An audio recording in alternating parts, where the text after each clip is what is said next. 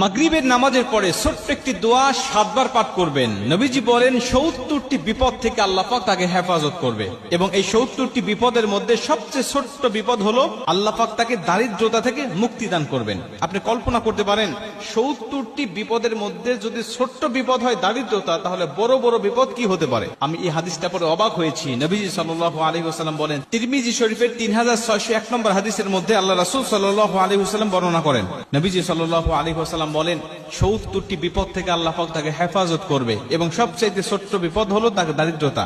আমরা কিন্তু দারিদ্রতাকেই সবচেয়ে বড় বিপদ মনে করি, অথচ নবীজি বলতেন না, এই 70টি বিপদের মধ্যে যত বিপদ আছে সবচেয়ে ছোট্ট বিপদ হলো দারিদ্রতা।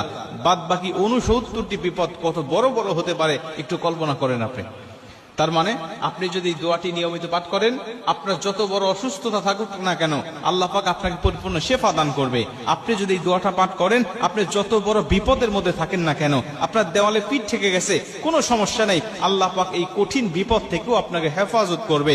আপনি যত বড় দুশ্চিন্তা ডিপ্রেশনের মধ্যে থাকেন না কেন, এই দোয়াটি যদি আপনি নিয়মিত পাঠ করেন, আল্লাহ কঠিন কঠিন দুশ্চিন্তা ডিপ্রেশন থেকেও আল্লাহ পাক আপনাকে সম্পূর্ণ হেফাজত করবে। হাদিসটি হযরত আবু হুরায়রা রাদিয়াল্লাহু তাআলা আনহু বর্ণনা করেছেন। তিনি বলেন, নবীজি সাল্লাল্লাহু আলাইহি ওয়াসাল্লাম বলেন, তোমরা লা হাওলা ওয়ালা কুওয়াতা ইল্লা বিল্লাহ এটুকু সবচেয়ে বেশি বেশি পাঠ করো। কেন?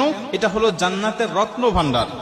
এই লা হাওলা ওয়ালা কুওয়াতা ইল্লা বিল্লাহ এটা হলো জান্নাতের রত্ন ভান্ডার। যদি কোনো ব্যক্তি এই দোয়াটি বেশি বেশি পাঠ করে, তাকে জান্নাতের রত্ন ভান্ডার দান করা হবে।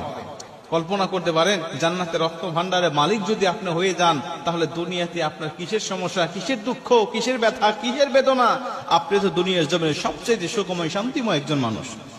নবীজি বলেন হাদিসের শেষে, এই ব্যক্তি যদি লা হাওলা ওয়ালা কুওয়াতা ইল্লা বিল্লাহ বলার পাশাপাশি যদি আরেকটু যোগ করে বাড়িয়ে দেয়, লা হাওলা ওয়ালা কুওয়াতা ইল্লা বিল্লাহ ওয়ালা মানজা মিনাল্লাহি ইল্লা ইলাইহি, রাসূল সাল্লাল্লাহু আলাইহি ওয়াসাল্লাম বলেন লা হাওলা ওয়ালা কুওয়াতা ইল্লা বিল্লাহর পাশাপাশি ওয়ালা মানজা মিনাল্লাহি ইল্লা ইলাইহি এটুকু যোগ করে যদি কোনো মানুষ তেলাওয়াত করতে পারে, আমল করতে পারে, পাঠ করতে পারে, আল্লাহ পাক তাকে কঠিন কঠিন 70টি বিপদ থেকে তাকে হেফাজত করবে। আল্লাহ পাক তাকে বালা মুসিবত থেকে, দুশ্চিন্তা থেকে, রিজিকের অভাব থেকে আমার আল্লাহ পাক তাকে সম্পূর্ণভাবে হেফাজত করবে।